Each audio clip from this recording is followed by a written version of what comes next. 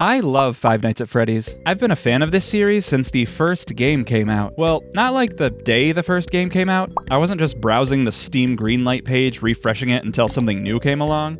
But I was definitely there early. I remember the trailer for the second game dropping and being hyped for it, so at least that early. Anyway, there's a lot to love about FNaF. The first game was extremely innovative and unique. The characters are creepy and disturbing, while also being well-designed and likable. The games themselves are fun and challenging, and the customizable nights allow players to get exactly what they want out of them. But there's one aspect of the series that I think is single-handedly responsible for these games' longevity. And that's... What? The lore! The lore, guys! The lore! The lore! Ring the lore alarms! The lore! The lore! That's right, the lore. The story of these games is...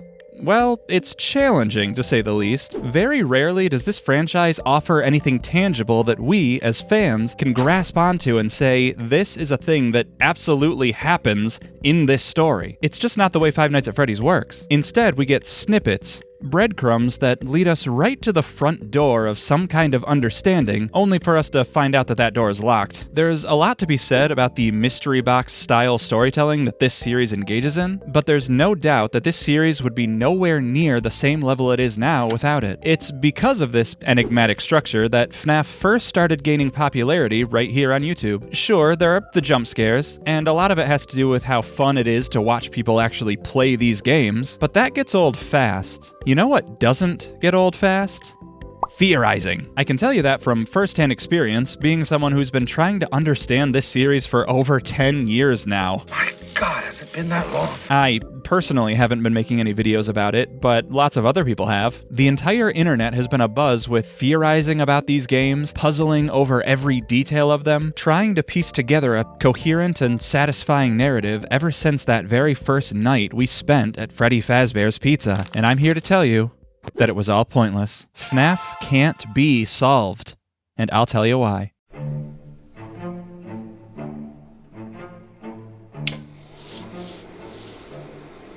For starters, when we talk about solving FNaF, what do we really mean by that? I mean, FNaF isn't just one mystery, a single question with one definitive answer that will settle all debates once and for all. Look at this. At the time of making this video, there are 12 games, depending on how you count them, 3 novels, 20 collections of short stories, a bunch of satellite books, a movie with another one on the way, and more fan games than can reasonably be counted by any sensible human. Looking at the story of FNaF, there are hundreds of animatronic robots, dozens of human, or allegedly human characters, tons of locations, many deaths, and several events that take place over an untold number of decades. Squished. Some of those events are only ever discussed and we never see them. Others are revisited over and over again from new angles and perspectives. Lots of theorizing about these games aims at digging through all of this and trying to uncover one detail, a tiny, seemingly insignificant clue that breaks open all conventional thought surrounding these games and answering every question that anyone could ever have. But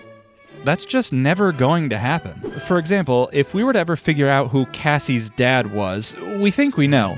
There's a pretty unanimous opinion that Cassie's dad is the Bonnie Bully, but even with that answer, we still don't know who this gray shirt-wearing figure is in Midnight Motorist. We still don't even know what Glitch Trap really was in Help Wanted. Again, there are some theories to answer those questions, but they're not really connected to the Bonnie Bully. I mean, sure, someone might have a theory that he's the one watching TV in Midnight Motorist, but even if that were true, that has nothing to do with Glitch Trap. And I get it. Looking back over the many years of theorizing we've all been doing, there have been times that seem to give us those grand, definitive, all-encompassing answers. Dream Theory was a good one. At the time that FNaF 4 came out, MatPat published a pretty controversial video positing the idea that the previous 3 games were all happening in the nightmares of the crying child. The tiny little detail that unlocked this theory was the sound of the alarm clock that ends each night in that game. Obviously, there were more details than that, but that was the one big one. And despite the backlash that theory received, it really did seem to be the case, at least at the time. It did answer a lot of questions we had about the nature of this series, but even if Dream Theory was intended to be true, which, by the way, I believe it was at the time, did that really solve everything in this series? Not really. I mean, Dream Theory still didn't answer the question of who did the bite of 87, or even what's in the FNaF 4 box, a question that entered the conversation in the very game that Dream Theory came from. Dream Theory was a big potential answer to a lot of questions about these games, but it didn't answer all of them, and that's because nothing ever could. So, instead of thinking in terms of trying to solve Five Nights at Freddy's, let's try thinking of it as understanding some specific elements of the grander Five Nights at Freddy's story. Not really as catchy of a thumbnail, but it's a little more honest. We can still look for those obscure details that recontextualize things that we've thought of before, but we shouldn't be trying to funnel every single question into one answer, because the series is just too big and complex to work that way. We need to take baby steps, getting closer and closer to understanding the bigger picture, little by little. But I still don't think we'll be able to do that, because I'm not even going to be talking about anything political here. That's a discussion for another time. Let's go back to Dream Theory for a second. Like I said, Dream Theory was put forth in response to FNaF 4, a problematic game for theorists, even to this day. There's some pretty fundamental questions we had, and still have, surrounding this game. Who was the crying child? What's his relationship to Freddy's and William Afton? What was up with this weird Fredbear plush that was following him around and seemingly talking to him? Why were all these kids referencing things that we'd heard about in other games? And what about these cryptic messages that Scott put out during the Game Theory livestream back in 2015? Dream Theory seemed to give us answers to at least some of these questions, but the fans were not happy with that explanation. To a lot of people, that just didn't feel satisfying. It didn't seem like the story that Scott was trying to tell, and so we collectively rejected it. But why? Why did we feel like Scott wouldn't write that kind of a story? Well, I think a lot of it has to do with the way that we, personally, would have written the story of these games. I mean, think about you, yourself, being in Scott's position. Would you write in that everything that happened was all just a dream? Probably not.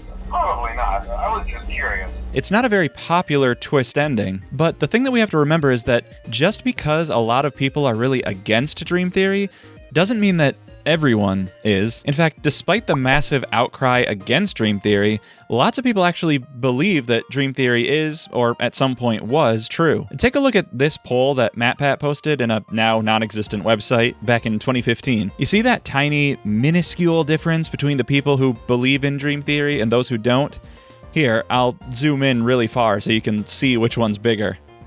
It's actually the Dream Theory one. And look, there is a difference between believing in something and liking that thing. I believe in climate change, but I obviously don't like it. So with Dream Theory, sure, there are probably a lot of people, maybe even most people, who don't like the theory, but believe that it's what Scott was intending at the time. But, like with every opinion, there are going to be those who do like Dream Theory, who think that it's cool. And guys, what if Scott's one of those people? That's a thing that I think people don't factor in. Scott is just one guy. He's not some master storyteller. He's not a committee of people working with a team of writers to craft the perfect, most satisfying narrative. He's not running focus groups where test audiences can decide what they like or don't like about each game before it comes out. Well, maybe nowadays that's closer to the truth, but definitely not at the time. So why don't we believe that just some guy wouldn't be capable of coming up with something like Dream Theory? Especially at the time. In Scott's first interview with Dawko all those years ago, Scott admitted that FNaF 3 was supposed to be the end of the FNaF story, a trilogy of games that was over and done. But as he put it, people were disappointed with the jump scare, so he felt compelled to come back and make a new game, one that was entirely built around the jump scare. To that end, he built the game so that it was specifically meant to be nightmarish. You were a scared kid running around trying to fend off the monsters in your closet. From that angle, I think it's really easy to see how nightmares and dreams would be on the man's mind. But by Scott's own admission, he was never intending to make this game. So put yourself in Scott's shoes. You've made 3 successful horror games built around the mystery of the timeline of events. Already, these games have developed a reputation as being enigmatic and inscrutable. And the story you wanted to tell is done. You've said all you wanted to say on the subject. But the reaction to the last game makes you return to make another game, a new entry into this completed series. So what do? I think you would do Dream Theory. Not only would that paper over some of the wrinkles that this series has developed, a series that Scott, again, admitted to writing as the games came out, but also would allow for this new game to fit in over top of the previous 3. I mean, the last game was set in the future, allegedly, and the first 2 games were set in the past. Trying to fit a new story into the games that came before would be like trying to add a new person into a game of Twister that's already been going on for a few hours. Obviously, we're never going to know what Scott was thinking at the time of this game's development, and this is all entirely speculative, but I think it makes sense for where Scott was at during this time. But of course, nowadays we have several more games in the series, and we can look back on things with more context. In doing that, we reveal a new issue that's preventing us from fully understanding these games, and that's the fact that at this point, Dream Theory doesn't really seem to be something that fits in with the franchise anymore. I mean, look no further than Springtrap. He shows up again in the stinger at the end of Sister Location, and then is a big part of Pizzeria Simulator. So, unless those are also nightmares the crying child is having, then Dream Theory isn't canon to the events of the series anymore. But, as I mentioned before, a lot of people do believe that it was canon at the time of FNaF 4. And if that's true, which of course there's no guarantee, but if, then what do we do with all of these Dream Theory clues? Like the plush trap finger trap thing, or the balloon boy kid, or even the sounds of the alarm clock. What did those things mean if they didn't mean Dream Theory? I mean, take Scott's comment about Toy Chica missing her beak. Under Dream Theory, this detail, and Scott calling it out in such an important way, has a pretty definitive answer. The crying child sees this missing beak and has a dream where Toy Chica's beak is missing. Makes sense to me, but without Dream Theory? I mean, others have offered ideas about what this could mean. For example, Good Idea, Bad Ideas 8-hour explainer video offers one possible explanation, that Toy Chica's beak could come off, either as a fault in its design, or maybe it was intentional for some reason. So when they made these figures, that detail was included. You could remove the beak from the little figure, since that's what the real Toy Chica could do. Or maybe the figurines came before the animatronic, and the animatronic had that feature as a reference to the figurine. And maybe. I'm certainly not going to sit here and say definitively that that's not what's going on here, but to me, that answer doesn't really seem to matter. I mean, I don't know why Scott would feel the need to point this detail out during the Game Theory livestream if that's really the answer. But this video is not about Toy Chica's beak. My point is that, to me, and to many theorists looking back in retrospect, it feels like Dream Theory was, at one time, intended to be the way we should understand this story, and now, it isn't. And that's an issue. It makes it really hard to nail down what's going on in this franchise if the goalpost keeps changing. I mean, what are we supposed to pay attention to? If these details were pointing us to Dream Theory and now they're not, then what are they? And in a couple of years, are we going to have another complete shift in the meaning of these details? This isn't the last time this has happened either. There's another example of the goalpost changing, and it even happens definitively within the text of these games. Let's jump forward a few years to Help Wanted, the VR game that was released in 2019. One of the major reveals of that game was the fact that at least some of the previous FNaF games that we've played before were in-universe, fictional video games that Fazbear fans would have played. That's a pretty dramatic shift in our understanding of what those games are. And if any of the games going forward are meant to shed any light on the events of the past, then how are we supposed to figure out what's going on in those old games before these new ones come out? There's not much more to say about this point. I actually really like this twist and the direction these games have decided to take. I think it's cool. And for games to recontextualize what's come before, I don't think is a bad thing by any means. I just think it's something that we need to be aware of, especially going forward with this era of FNaF. It definitely feels like one of the big issues we as a community have had a hard time coming to terms with is the fact that the recent games seem to have a larger story that they're building toward. I mean, look at the post-it note room in Security Breach. It seems pretty clear to us now that the explanation for this room, the answer to the question it raises, is the Mimic. I don't know that anyone would argue against that at this point, but obviously the Mimic wasn't a thing that we knew about at the time. The first Tales from the Pizzaplex book, where the Mimic appears in the epilogue, didn't release until 7 months after Security Breach came out. The best we could do with this at the time was to do what we had been trained to do with the series up until that point. We have a question: who's responsible for the post-it note room? The only potential answers we had to that question were the characters that we knew existed. Gregory, Vanessa, Burntrap, maybe some older characters like Mike or the Crying Child. But how could we know that it was going to be a new character that hadn't yet been introduced into the story? And a more relevant question, what other questions do we currently have that we don't have enough information to answer? Like, what if Cassie's dad isn't the Bonnie Bully? What if he's another character we just haven't been introduced to yet? I don't think any of this is a bad thing either. It's just, again, something we need to be aware of. And do you know what else we need to be aware of?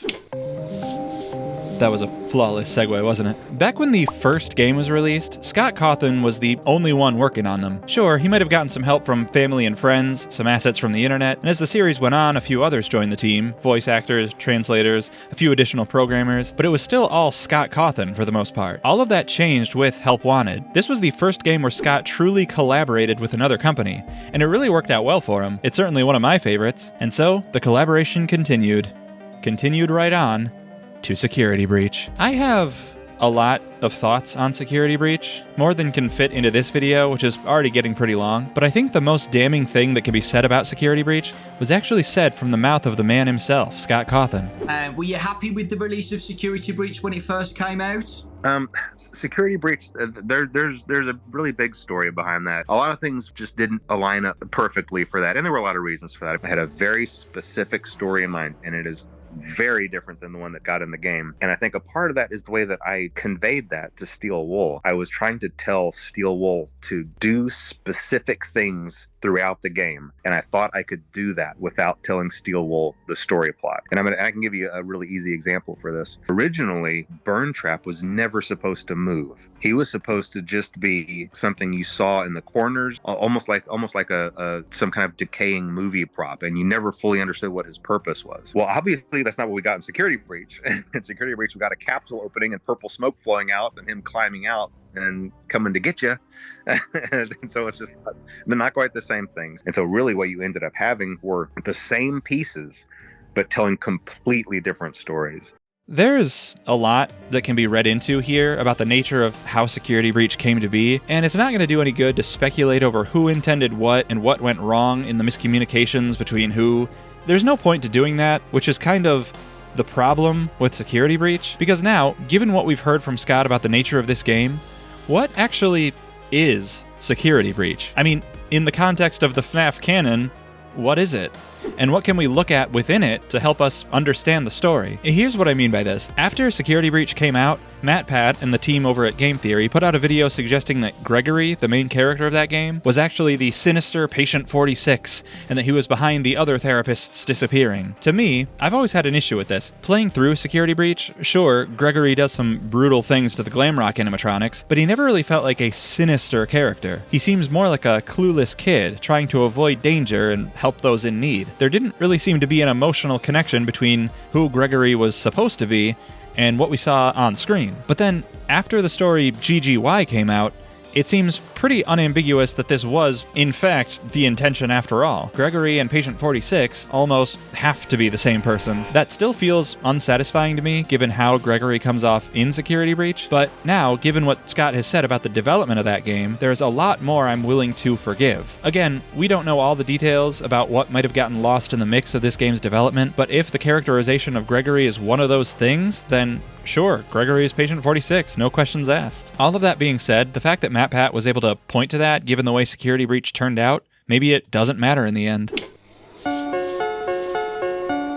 I don't have much else to say in this video. Obviously, trying to figure out what's going on in these games is difficult, we all know that. I wasn't making this video just to complain about theorizing about FNaF. I just wanted to offer some of the lesser known, not often thought about challenges that come with this territory. Hopefully, with these things in mind, maybe we'll have an easier time understanding these games we all love so much. So, no, I don't think FNaF can ever be truly solved. But that's not gonna stop me from trying. Hey, I'm Mr. Red. Thanks for watching this video. Sorry if I got kind of rambly there towards the end. Security Breach is kind of a big headache for me, so whenever I'm thinking about these games and I get to that part of the timeline, things kind of go off the rails, kind of like the development of Security Breach.